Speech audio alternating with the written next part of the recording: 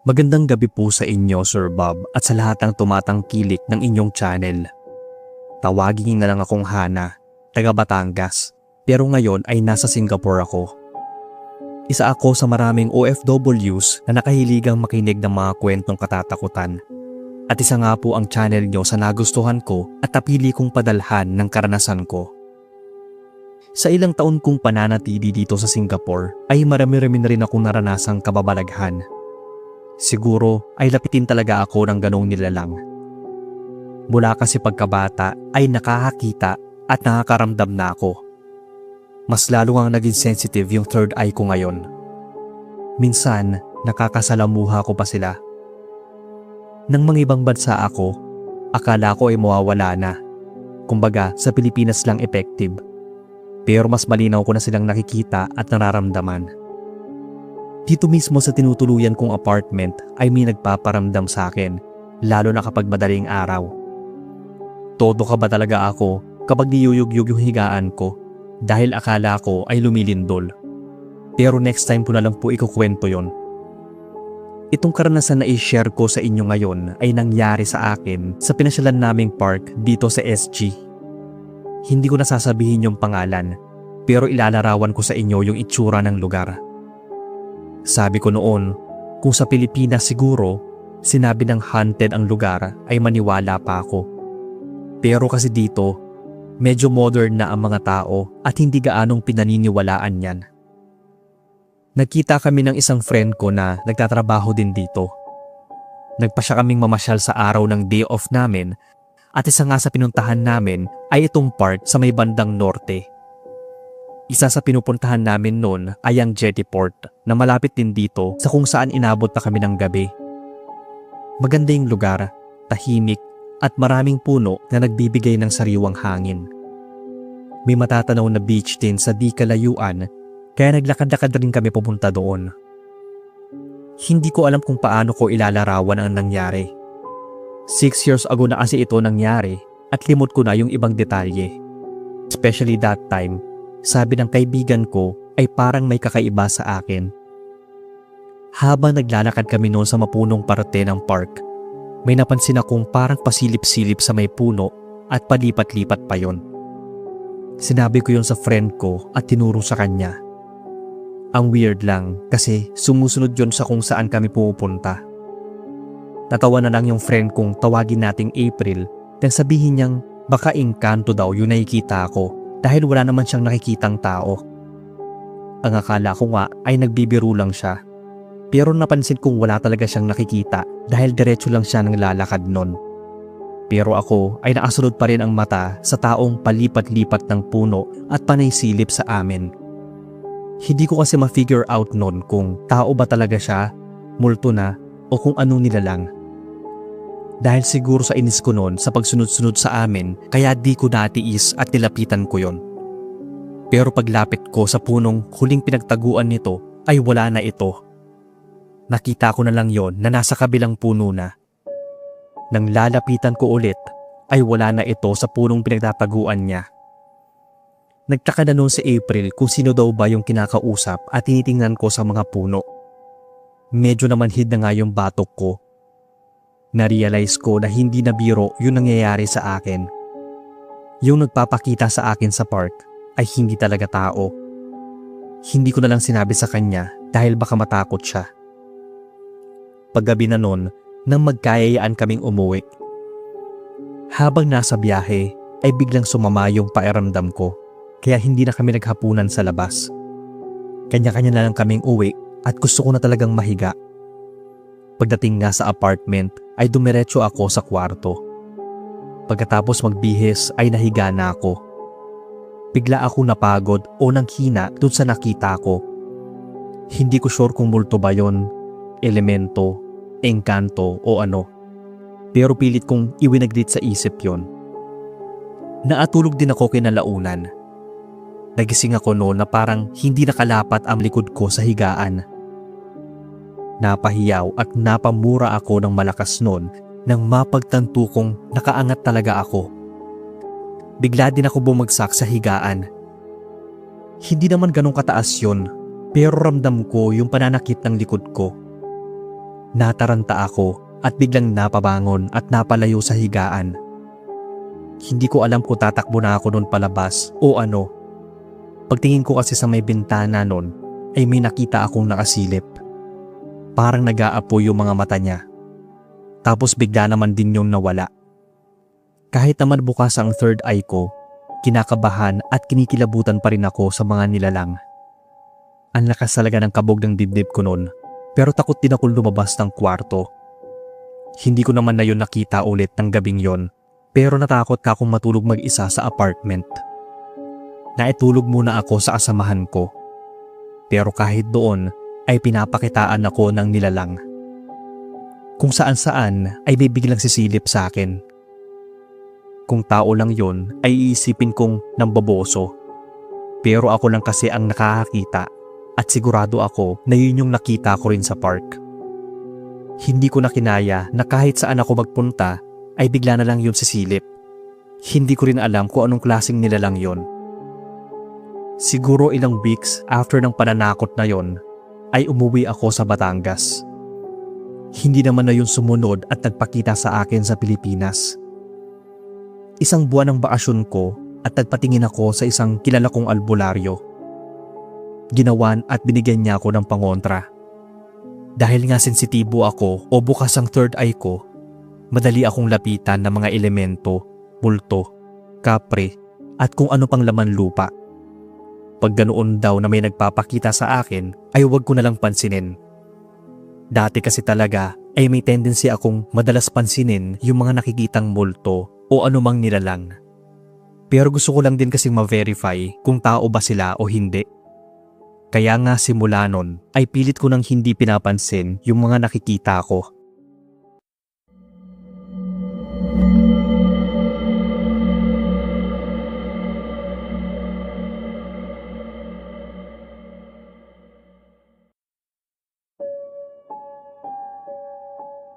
Hello sa inyo Sir Bob at sa lahat ng tumatangkilik ng inyong channel. Tawagin niyo na lang akong Reverie, taga Santa Cruz, Manila, pero tubong Samar. Itong kwento ay tungkol sa naranasan namin ng anak ko nung minsan namasyal kami sa Paco Park. Nagtatrabaho kasi ang asawa ko sa isang construction malapit lang din doon sa park. Sahod niya noon kaya naghintay na lang kami ng anak kong 6 years old pa lang noon na mag-out siya. Para na rin maapasyal kami. Bihira lang kasi kami noong lumabas na mag-anak dahil nga busy yung asawa ko sa pagtatrabaho. Isang mason ang asawa ko at bihira lang itong mabakante. Linggo lang din talaga yung pahinga niya. Minsan nga may overtime pa. Hinayaan ko lang yung anak ko na maglaro at ako naman ay nakaupo sa isang bench sa ilalim ng mga puno habang nag-i-scroll sa Facebook. Narinig ko na lang noon na maya-maya ay umiiyak na yung anak ko. Mabilis ko siyang nilapitan at tinanong kung anong nangyari. Pautal-utal at humihikbi pa itong sinabi na binangga daw siya ng tumatakbong bata. Pero wala naman ako nakitang ibang bata noon na naglalaro o malapit sa kanya. Tinanong ko siya kung nasaan na yung batang yon. Tumakbo daw papunta doon, sabay turo sa may fountain at pumasok daw lang chapel. Pagtingin ko naman sa may chapel ay walang tao at nakasarado yon. Binuhat ko na lang yung anak ko at pinaupo sa bench. Humihikbi-hikbi pa rin ito dahil nagasgasan talaga ang tuhod. Babae yung anak ko kaya nakaramdam ako ng inis dun sa bumangga sa kanya dahil baka mag-iwan ng teklat yung sugat. Maya-maya ay bigla-bigla na naman siya nagtuturo. Ayun daw yung batang bumangga sa kanya. Sinundan ko ng tingin yung tinuturo niya. Sa may wall siya tumuturo kung saan may daanan sa taas. At medyo kinabahan ako noon sa nakita ko. Andoon nga yung bata na agad din tumakbo nang makita ko. Kumabog yung dibdib ko sa kaba dahil baka mahulog siya o di kaya ay madapa. Pero sa pagtataka ay bigla na lang nawala yung bata. Tumayo pa ako noon para tingnan ang pwede nitong puntahan. Pero paikot lang naman ang pathway at ang direksyong tinatahak nito ay papunta sa amin. Kaya imposible na lang na mawawala yon. Naiinis na rin ako noon na kung bakit pinapabayaan lang yon ng mga magulang nito. Pinuntahan ko yung guard para sabihin na may batang patakbo-takbo sa taas ng pathway. Pero nagulat ako sa sagot ng gwardiya. Wala naman daw siyang nakitang batang dumaan papunta doon sa taas. At kung meron man, ay agad niya yung makikita. Oo nga naman, sabi ko sa isip ko, dahil andoon siya nakabantay sa taas. Pero hindi nun mawala sa isip ko na baka nahulog na yung bata. Hindi kasi ito tumatakbo sa mismong pathway, kundi sa pader na may makitid na daanan. Medyo mataas din ang babagsakan nun kung sakali. Yung nakita kong bata, nasa edad siyam. Matangkad lang ng kaunti sa anak ko at lalaki yon. Kaya delikado para dito ang umakyat sa ganoon kataas at kakitid na daanan. Nabanggit ko rin noon sa guard na binangga niya yung anak ko. Kaya kako sana pag nakita niya ay pagsabihan niya ito o di kaya yung magulang. Tumangulang yung guard noon, pero napansin ko na parang nagtataka ito. Maya-maya ay umalis na kami doon ng anak ko dahil labasan na ng asawa ko. Nag-aabang na lang kami noon sa labas ng construction na ginagawa nila. Patawid na kami noon ng daan at maglalakad lang ng kaunti nang sabihin bigla ng anak ko na nakita daw niya yung bata na yon. Napansin kong lumingon siya doon sa may entrance. Andoon daw yung batang bumangga sa kanya. Naatayo daw at naatingin sa kanya. Mabilis akong napatingin noon sa entrance. Naatawid na kami noon sa kabilang daan. Pero wala naman akong nakitang bata doon. Sabi ng anak ko, "Ano ka ba naman mama? Ayun siya oh." Sabay turo niya sa may entrance. Hindi nga siya umaalis at nakatingin lang sa atin eh. Hindi pa naman malabo yung mga mata ko, Sir Bob, at wala talaga akong nakitang bata doon. Medyo kinabahan na nga ako dahil sa ang anak ko lang ang nakakakita. Tapos nang makita ko naman ay bigla yung nawala.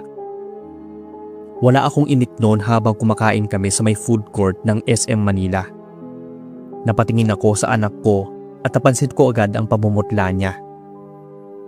Maya-maya ay umiyak niya ito sabay suka ng kinain niya. Para ba itong takot na takot? Kaya pinatikaw na lang namin yung pagkain dahil nagsisimula pa lang naman kami. Binuhat ng asawa ko yung anak ko at umuwi na kami. Parang ang bilis ng pangyayari at nilagnat ang anak ko ng malala. Sinubukan ko muna siyang painumin ng gamot. Medyo humupa naman yung lagnat niya pero nanginginig pa rin siya. Pamaya't maya ang pag-iiyak niya. Nagkwento siya noon na sinusundan daw siya ng bata mula doon sa park. Andun daw yon sa food court habang kumakain kami. Parang tinatakot daw siya nito. Parang tinatakot ka ako. Kasi daw, bigla itong nawala. Tapos, bigla na lang daw itong bumulaga sa harapan niya. Kaya yon, bigla siyang umiyak at nasuka sa sobrang takot. Mukha daw mumu yung bata dahil ang puti daw ng mukha nito. Sinabihan ko na lang siya na wag nang isipin yon. Pero alam ko sa sarili ko na nakaengkwentro na ang anak ko ng ligaw na kaluluwa sa Paco Park. Nagdadalawang isip pa ako noon kung dadalhin ko ba siya sa ospital o maghahanap ako ng isang manggagamot sa Facebook sa mga nababati ng kaluluwa. Buti na lang din at naniwala yung asawa ko na minumulto nga yung anak namin. May kasamahan daw siyang taga Binondo na may nanay na nang gagamot, kaya pinasya naming dalhin doon yung anak ko. Tama nga ako ng hinala na nabati yung anak namin ng isang kaluluwa. Tinawas siya noon at hindi kami makapaniwala sa nakita naming hugis. Maliit na figura na nabuo sa kandila. Siguradong bata yon. Sabi ng manggagamot ay na-attract daw ng anak ko ang batang matagal ng pag-alagala sa lugar na yon. Wala naman daw itong balak manakit, kundi gusto lang maipaglaro. Paraan lang daw nito ang pagpapakita sa anak ko para mapansin siya. At kaya daw sinundan nito ang anak ko dahil nakikita siya nito. Unang-una daw ay ipagdasal namin yung bata. Dahil sa tinigal daw ng panahon ay nakalimutan ng ipagdasal ang kaluluwa nito na hindi pa rin matahimik. Binigyan din ng manggagamot ng pangontra ang anak ko para hindi na ito pakitaan o lapitan ng kaluluwa o anumang elemento. Simula nun ay naniwala na ako sa mga kwento tungkol sa pagpaparamdam sa Paco Park. Dahil kahit kami ay naranasan ito at napakitaan din mismo ang anak ko. Matapos lang talaga ng pangyayaring yon, ay nag-search ako tungkol sa lugar. Kinilabutan ako nang malamang dati pala yung sementeryo. Nawili na rin ako sa pakikinig ng mga horror stories sa YouTube, lalo na ang channel nyo, Sir Bob. Kaya sana ay tuloy-tuloy lang kayo sa pag-upload dahil lagi ko yung inaabangan. Maraming salamat po sa oras.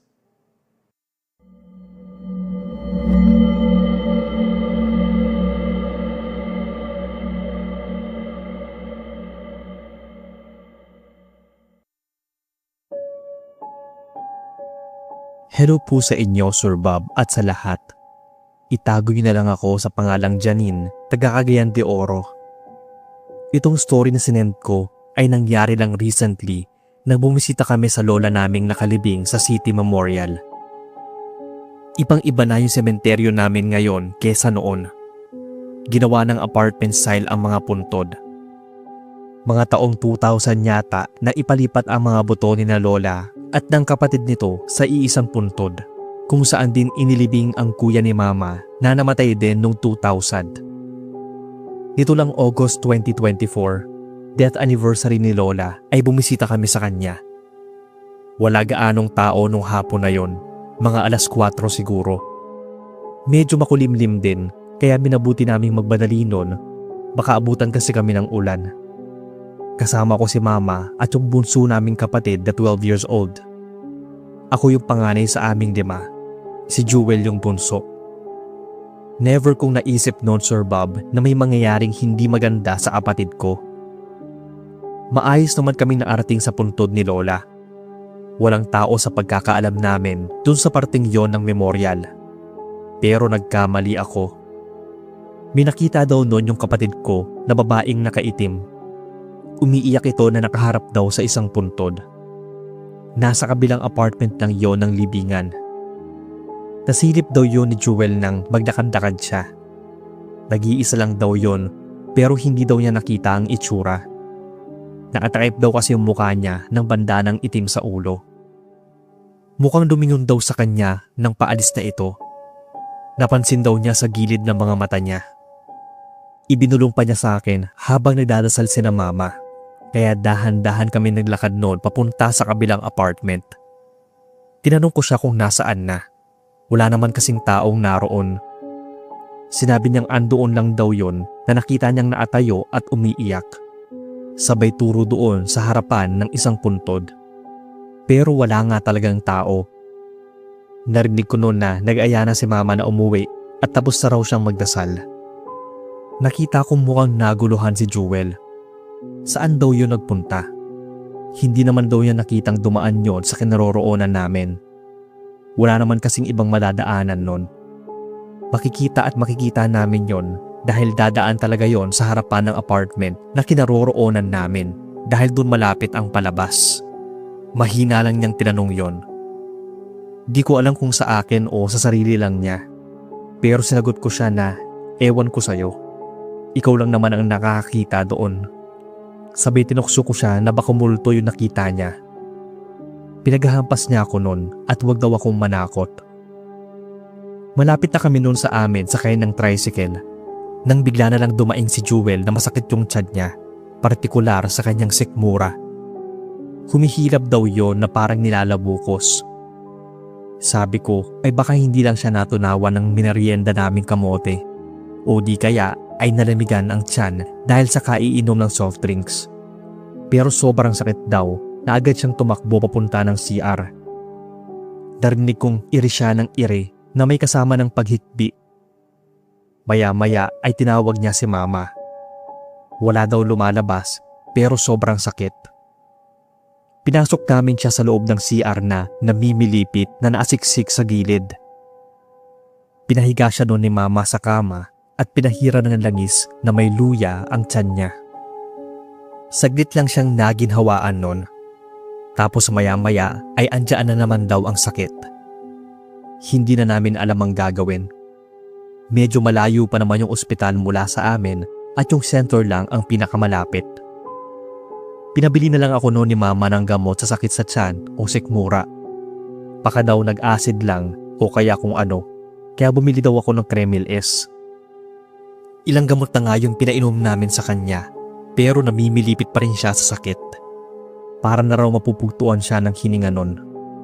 Hindi na raw niya kaya. Kaya wala kaming nagawa kundi dalhin siya sa ospital kahit malayo pa. Doon na ako natulog dahil hindi siya agad pinalabas pagkatapos siyang maturukan ng gamot. Umuwi muna noon si mama dahil walang kasama yung iba kong kapatid. Tuwing weekend lang kasi umuwi si papa sa amin. Nakatulog din si Jewel pagkatapos niyang maturukan. Hindi ko na nga alam kung para saan yon, pero nawala naman daw agad yung pananakit ng tiyan niya. Naatulog na rin ako noon. Wala kami nung kasama sa ward, kaya sa kabilang hospital bed ako nahiga. Siguro, bandang alauna yon ng madaling araw nang maghihiyaw si Jewel. Parang may tinataboy ito sa harapan niya. Dilat na dilat yung mga mata niya, pero nakatitig lang ito sa kisame at parang tagos nga ang tingin nito. May pilit itong pinapaalis at naghihiyaw siya sa takot. Tumutulo na rin yung luha niya nun. Panay sabi niya na, "Layuan mo ko, umalis ka dito." Paulit-ulit yon hanggang sa tumigil siya nang yakapin ko. Doon lang parang nahimasmasan siya at nakita niya rin ako. Kahit anong sabi ko kasi sa kanya na si ate to ay parang hindi niya ako nakikita. Umiiyak siya nagsabi noon na may babae daw na naadagan sa kanya. Gusto raw siyang sakalin. Alam ko na nananaginip lang siya noon dahil wala naman akong nakita. Pero ipinilit talaga niya na nakita niya ito.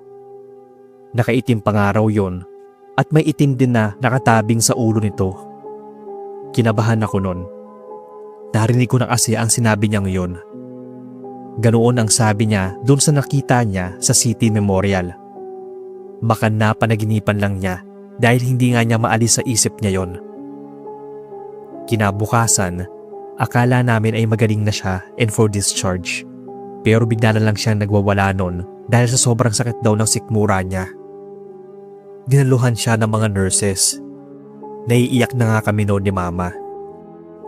Maya-maya, may isang janitorial staff na nagbulong sa amin na baka raw nausog si Jewel. Naranasan din daw kasi nito na mausog at sobrang sakit daw nun. Walang gamot na makapagpaalis kundi dinala daw siya sa isang manggagamot. Sinubukan nga namin ni mama na dalhin siya sa isang manggagamot. Hindi kasi tumatalab ang mga gamot na binibigay sa kanya. Nagulat at kinilabutan kami noon nang sinabi nga ng manggagamot na nausog yung kapatid ko. Sa isang biniyak na itlog ay may piniga siyang dahon at nagkahugis ito. Hugis sa babae daw ang umusog kay Jewel, pero hindi daw yung tao kundi isang masamang espiritu. Pinagsama niya yung itlog at dahon na yon, tapos tinapal sa sikmura ni Jewel at tinalian. Huwag daw yun tatanggalin hanggat hindi malanta o matuyo yung dahong naroon. Tapos, tinanong niya kung yun ba yung suot-suot ni Jewel nang magpunta kami ng sementeryo. Naikwento ko na rin sa kanya noon ang nakita ni Jewel. Medyo nagalit pa nga si mama na kung bakit hindi daw kami nagsabi agad na may ganun pala siyang nakita. Sa manggagamot ko lang din nalaman noon kung ano yung gamot sa usog. Yun ay ang pinaglagaang damit na suot ng taong nausog nung araw na yon. Yun nga yung ginawa namin. Pinainom yun kay Jewel. Wala siyang nagawa kundi lunukin ang pinaglagaan noon. Ilang minuto lang ay umayos na ang pakiramdam niya. Hindi na raw sumasakit yung tiyan niya. Sinabihan siya sa ikatlong araw pa maligo at ibalik sa manggagamot na yon ang tinapal sa sikmura niya. May gagawin daw ito para hindi nasundan ang kapatid ko ng masamang espiritu na yon. Naiwan ako sa bahay at sila lang ni mama ang bumalik sa manggagamot. Muli daw tinawa si Jewel at tinapal sa tiyan niya ang sinunog sa bagang parang may amoy insenso. Mas kinilabutan daw sila noon sa sinabi ng manggagamot. Yung ligaw na masamang espiritu daw pala na yon na umusok sa kapatid ko ay may kaalaman sa pangkukulam. Hindi nga kami maapaniwala sa sinasabi ng manggagamot. Paano naman niya nalaman, di ba?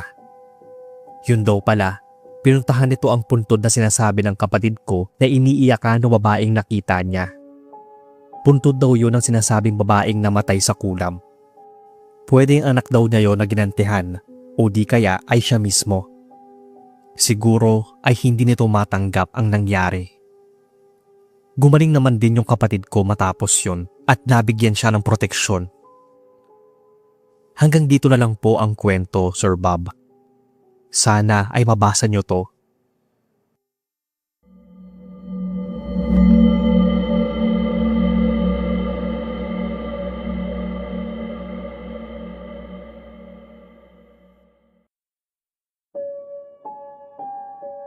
Magandang araw sa inyo, Sir Bob, at sa lahat ng mga listeners at subscribers. Itagoy na lang ako sa pangalang Rika. Meron lang sana akong kwentong ibabahagi sa inyo na sana ay mailahad nyo sa channel nyo. Karanasan namin ito ng kapatid ko noong minsan mag-park kami sa parking lot ng isang mall sa Kentucky, USA. Nagbakasyon kami ng kapatid ko sa lugar ng tiyahin naming nagkaasawa doon sa Kentucky State. Bali second time ko nang makakapunta ng US, samantalang yung bunso kong kapatid na si Bea ay first time pa lang. May US visa naman kami. 18 years old ako noon, samantalang yung kapatid ko ay 14 naman. Wala pang anak noon si tita, kaya naisipan nilang pagbakasyonin kami ni Bea para naman daw mas masaya yung holidays nila. A few weeks na lang kasi ay mag-Christmas na noon. Nasa parking lot ng mall pinark ng asawa ni tita yung kotse nila. Kakaunti lang yung mga nakapark doon sa hindi malamang dahilan. Medyo madilim talaga kasi. May ilaw pero hindi naman noon nasasakop ang buong parking. Sabi naman noon ng asawa ni tita, mas safe daw doon i-park dahil wala gaanong tao at may guard naman. After mag-shopping ay pinauna nila kami noon na sumakay ng kotse. Nag-withdraw pa yata noon yung husband ni tita, samantalang siya naman ay may tinake out na pagkain. Kami naman ay binitbit yung mga binili namin from department store at grocery, kaya pinauna na nila kami. Minuto lang naman ang tinagal. Pero hindi ako makapaniwala noon na sa loob ng ilang minutong yon ay may mangyayaring kababalaghan.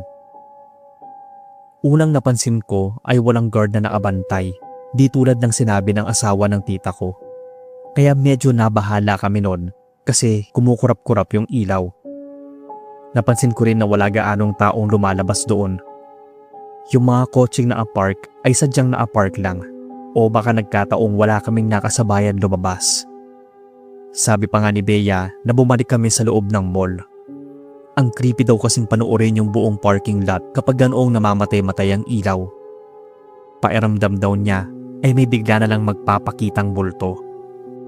Parehas kasi kaming mahilig manood ng horror, mapa-local o foreign film man, kaya kung ano-ano ang naiisip.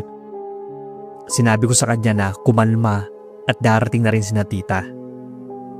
Umayos naman noon ang ilaw kaya natahimik si Bea. Pero nagulat na lang kami noon nang may biglang umandar na sasakyan. Naapatay kasi yung makina ng kotse kaya nakabukas lang yung pinto namin. Kitang-kita namin na umaandar yung sasakyan na nakabukas ang mga bintana nito na nakakapagtaka dahil sobrang lamig at winter noon. Sinundan namin ang tingin. Wala kasi kaming nakitang taong lumapit doon sa kotse o pumasok. Kaya naisip namin na matagal sigurong nasa loob yun ng kotse niya. Pero ganoon na lang yung panlalaki ng mga mata ko noon, pati na si Bea na nakatulala nga kami at hindi makaimik sa nakita. Dumaan kasi yung kotse na yon sa kinaroroonan namin at kitang-kita talaga namin noon na walang tao sa driver's seat. Walang nagmamaneho. Walang tao sa loob ng kotse pero umaandar ito. Pareho kaming natigilan at ginapangan ng takot. Paglagpas noon sa amin ay hindi na namin napansin kung saan yun pumunta. Tuloy-tuloy lang yon sa paglabas ng parking lot hanggang sa mawala na sa paningin namin. Nag-hysterical pa nga nagtatanong si Bea kung ano yung nakita namin. Parehas ba kami na nakita na walang driver yung sasakyan na yon? Baka namamalikmata lang at may tao naman talaga nagdadrive. Pero ako, paulit-ulit din akong napamura dahil parehas nga kami nang nakita. Sinabi ko sa kanya na wala nga nagdadrive, walang tao, walang sino o ano sa loob na pwedeng magmaneho nun. Tinanong pa nga niya ako kung saan yun nagpunta. As if nakita ko kung saan yun nagpunta, gayong walang nagsising in sa utak ko nun pagkatapos. Dali-dali kaming lumabas ng sasakyan at babalik na sana sa loob ng mall nang makita namin sina tita at asawa nito na papalapit na sa amin. Pabalik na kami ng kotse nang may bigla namang nag-alarm. Tunog yun ng tunog kahit wala naman kaming nakitang taong lumapit doon. Wala rin namang hayop. Nagmamadali kaming pumasok ng kotse. Baka daw kasi may masamang taong umaaligid doon sa parking lot. Nang nasa loob na kami, may bigla na lang noon dumaan na tumatakbo. Para lang yung anino sa bilis at sa isang iglap ay naglaho. Medyo madilim ang bahaging iyon ng parking na tinakbuhan na hindi namin malamang nilalang. Sabi nga ng asawa ni tita ay hindi daw yon human o tao. Wala kaming nakitang may suot yon o may ibang kulay sa katawan nito, kundi purong itim lang. Mas matangkad din yon kesa sa normal height ng mga foreigners at sobrang payat nito. Sabi nga ni Bea ay parang kalansay na nga ng tao. Nagmamadali nang magmaneho noon si Tito. Nagsisi daw siya kung bakit doon pa siya nagpark. Muntikan na raw kaming mapahamak. May naririnig naman daw siyang kwento tungkol sa parking lot na yon pero hindi niya pinapansin. Palagi naman daw kasi siyang nagpapark doon at wala naman nangyayaring ganong kababalaghan. Yun daw ang first time. Pero baka daw kasi may kasama siyang bisita na hindi taga roon. Maybe, just maybe daw, one of us attracts those entities, sabi niya. Hindi pa namin nakukwento noon yung sasakyan na walang nagmamaneho. Pagdating namin sa bahay ay agad namin yung kinuwento sa kanila. Hindi raw sila maapaniwala. Puti daw at walang masamang nangyari sa amin. Next time daw ay may make sure daw nilang ipapasyal niya kami sa hindi na haunted na lugar. Hindi na raw siya magpapark doon sa parking lot. Kasi may times daw na tinatayuan siya ng balahibo. Tapos parang may kakaiba sa paligid, like nag-aamoy gas. Tapos bigla-bigla na lang may mag-a-alarm na kotse kahit wala namang ibang tao. Pero never pa naman siyang naka-witness na may tumatakbong ganong kabilis na entity. Kaya ipinagsasawalang bahala lang daw niya. Sa totoo lang, mabait yung asawa ni tita at ipinasyal niya kami noon sa magagandang lugar. Sad lang kasi he passed away last year lang dahil sa cancer. Ito lang po muna, Sir Bob, ang kwento namin ng kapatid ko. I hope na mabasa nyo and manarate ninyo sa channel.